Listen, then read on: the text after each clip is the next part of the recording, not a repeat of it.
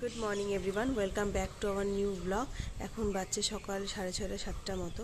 যেমনটা দেখলে আমার সমস্ত কাজকর্ম কমপ্লিট, ছাদের কাছে জল টল দেওয়া সব কিছু কমপ্লিট হয়ে গেছে।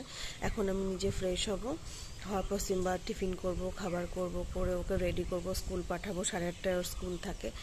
তো তোমাদের সাথে একটা ইনফরমেশন শেয়ার করে দিই সকাল সকালই, যে আমি ঘুমের থেকে উঠে আগে আমার এডিটিংটা কমপ্লিট করে ভিডিওটা পোস্ট করি। মানে 7টা থেকে 7:30টার মধ্যে ভিডিও পোস্ট করার চেষ্টা করি আমি বাড়ি থেকেই। তো যেমনটা উঠে শুরু করলাম, কিন্তু দেখছি যে একটা ফাইলও নেই। কালকে আমি যা সারাদিন ধরে ভিডিও করছি, কি করে যে কি হলো বুঝতে পারলাম না, একটা ফাইলও নেই। তো আজকে আর কোনো ব্লগ যাবে না। কি করে যে সব ফাইল ডিলিট হলো কিছুতেই বুঝতে পারছি না, নাকি কি যে হলো আমি কিছু বুঝতে পারছি না। কিন্তু কালকে সারাদিন যা ভিডিও শ্যুট করেছি, কোনো ফাইলই এখন আমি খুঁজে পাচ্ছি না এডিটিং করার সময়, যার জন্য আজকে আর কোনো ভিডিও যাবে না।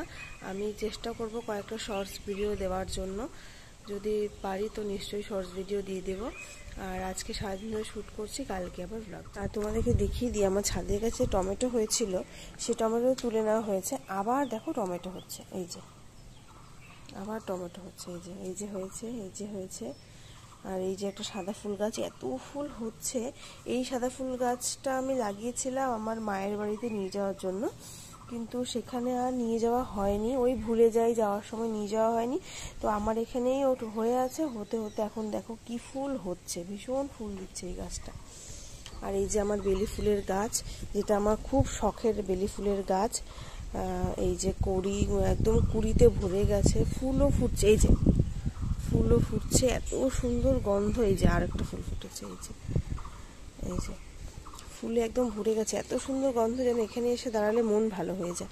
আর এই যে আমার লঙ্কা গাছের অবস্থা, লঙ্কা গাছের মানে লঙ্কা হয়েই যাচ্ছে। আর এই যে তোমাদের দেখাই, সেরকম তো দেখানো হয় না। এই যে আমাদের বেল গাছটা দেখো, কত বেল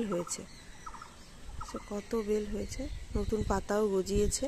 একটা বৃষ্টি হয়ে গেলে ভালো হতো পাতাগুলো আরো। এখন চলো নিচে যাওয়া যাক। এই সব শুকনো জামা কাপড় তুলে নিয়েছি। এটা কি হচ্ছে এটা? গুড মর্নিং কেন গুড মর্নিং কেন?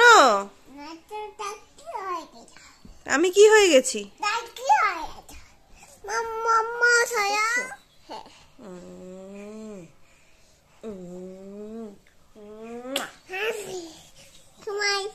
ঘুমায় পড়বা এখন আবার? এই তো ঘুমো করে উঠলে, আবার ঘুমায় পড়বা? এই তো ঘুমো করে উঠলে বাবা, আবার ঘুমায় পড়বা? কেন? এখন স্কুল যেতে হবে, ভাতু খেতে হবে। সিম্বাকে নিয়ে স্কুলে গেছিলাম সকালে। তা সকাল থেকে কি করছি সবই তো তোমাদের দেখালাম। তারপর সিম্বাকে নিয়ে স্কুলে গেছিলাম। স্কুলে থেকে আসার পর থেকে আর ভিডিও করা হয়নি, কারণ ওকে নিয়ে বাড়িতে এসে আবার ওকে স্নান করে খাইয়ে নিয়ে আবার স্কুলে চলে গেছিলাম, যেহেতু ওদের স্কুলে একটা প্রোগ্রামের জন্য প্র্যাকটিস হচ্ছে, তো বারবার যাওয়া আসা করতে হচ্ছে। আর তারপর সন্ধ্যা ওখান থেকে আসার পর ঘুম পাড়িয়েছিলাম, ও উঠলো দেরি করে। তো এখন একদম রাতেই তোমাদের সাথে ডিনারটা শেয়ার করব। আর তোমাদেরকে একটা জিনিস দেখাবো।